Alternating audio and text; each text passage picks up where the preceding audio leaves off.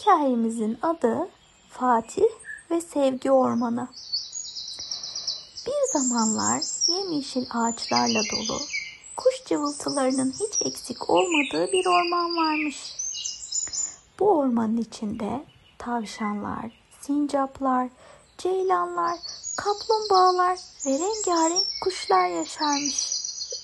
Orman öyle güzelmiş ki gökyüzüyle yaprakların arasında güneş ışıkları dans eder, çiçekler tatlı kokularını yayar, rüzgar dalları ninni gibi sallarmış.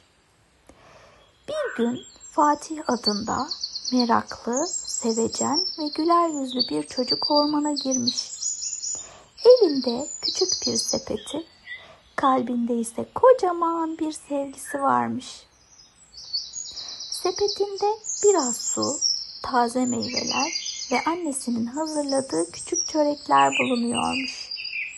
Ama en değerlisi Fatih'in içindeki iyilikmiş. Yürürken bir ağacın dibinde ağlayan minik bir sincap görmüş. "Merhaba küçük dostum, neden ağlıyorsun?" diye sormuş Fatih.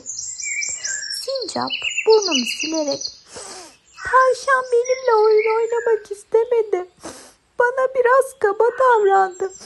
Çok kırıldım," demiş.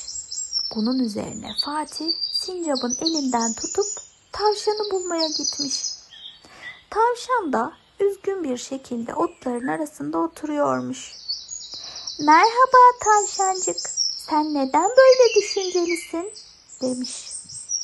Tavşan başını eğmiş. "Sincap bana kızdı. Ben de kırıldım.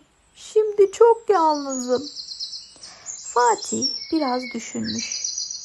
Sonra sepetinden 2 elma çıkarıp onlara uzatmış.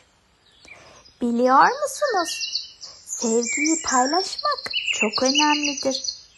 Bir meyveyi paylaşırsanız kalpleriniz de birbirine yaklaşır."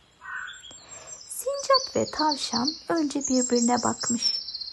Sonra gülümseyerek elmalarını paylaşmışlar.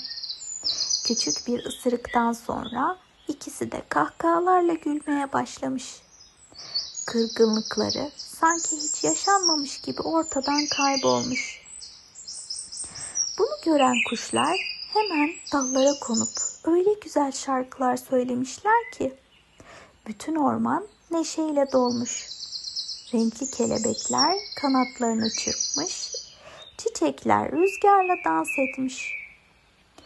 Az ileride bir gölün kenarında kaplumbağa ile kirpi de tartışıyormuş. Kaplumbağa, "Sen çok hızlı yürüyorsun, beni beklemiyorsun," diye şikayet ediyormuş. Kirpi ise, "Sen de çok yavaşsın, hiç yetişemiyorum," diyormuş.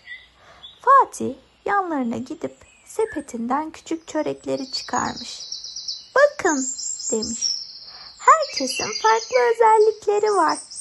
Kaplumbağa sabırlı, kirpi ise hızlı. Eğer birbirinizi severseniz farklılıklarınız sizi ayırmaz. Aksine tamamlar." Kaplumbağa ve kirpi çörekleri paylaşmış. Sonra el ele vererek gölün etrafında yürümüşler. Ormandaki bütün hayvanlar bu sahneleri görmüş. Hepsi bir araya gelerek büyük bir halka oluşturmuşlar. Kuşlar gökyüzünde uçmuş, tavşanlar zıplamış, sincaplar dallardan dallara atlamış. Hep birlikte Fatih'in etrafında toplanmışlar. "Fatih," demişler, "bize sevgiyi hatırlattın. Artık biz bu ormana sevgi ormanı diyeceğiz. Çünkü senin sayende kavga yerine dostluğu, kırgınlık yerine paylaşmayı öğrendik."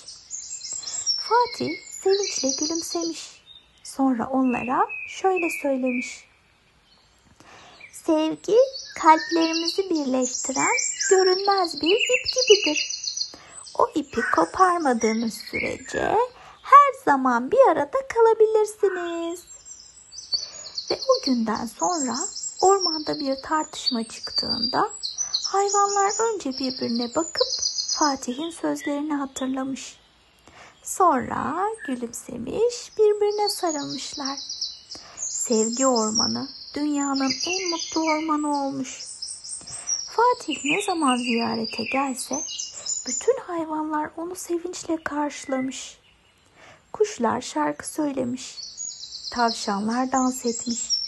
Sincaplar ise ona en tatlı fındıkları getirmiş. Ve sevgiyi kalbinde taşıyan herkes ormanda huzurla yaşamış.